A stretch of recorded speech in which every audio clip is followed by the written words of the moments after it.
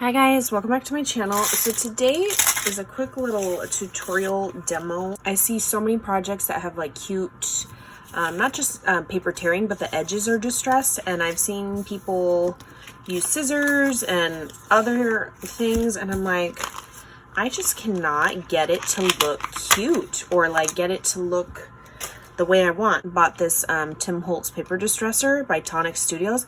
It's a lot smaller than I thought this was going to be. For some reason, I thought it was going to be a big, giant, like 2-inch thing, but it's not. It's a little tiny little tool, probably about an 1.5 inches, if that.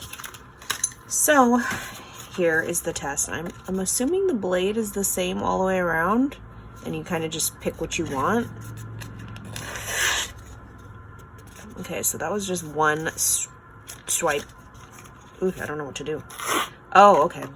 So you kind of just gotta put a little pressure, but look, it's actually like it. I don't know if you guys can see that. Where's my camera? See how it kind of like almost like curled the paper for you as well? So I like that. Okay, and then I did it one more time. It's making it more like Raggedy Ann looking. Ooh, I like this. I'm excited. Oh, cause look here, watch. I'm just gonna keep going with this. Let's see what happens. See what happens. Okay, so it's like curling it, starting to shred it like a rat. I definitely feel like I have more control with this thing than with scissors. Oh, look at this. Oh, I'm loving this tool already. Okay, I'm so excited because I've been doing this good old scissors, kind of like how you would curl ribbon on a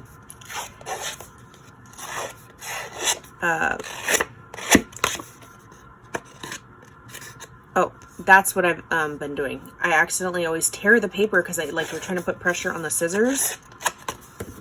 So technically, I don't know, it's a different look with the distressor. It kind of like evenly rips it and curls it up versus the scissors, which 90% of the time I end up tearing my paper, which, you know, it's not bad.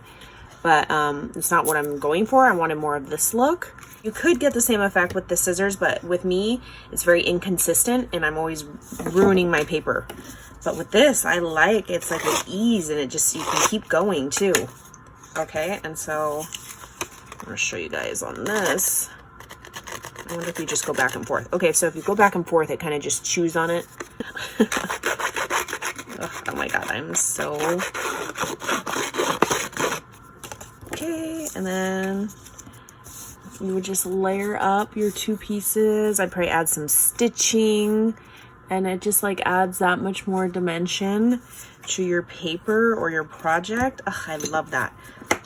So overall, I give this a 5 out of 5 stars. I love it. I'm sure there's tons of other brands or in store somewhere. I got mine on Amazon. I'll link it down below.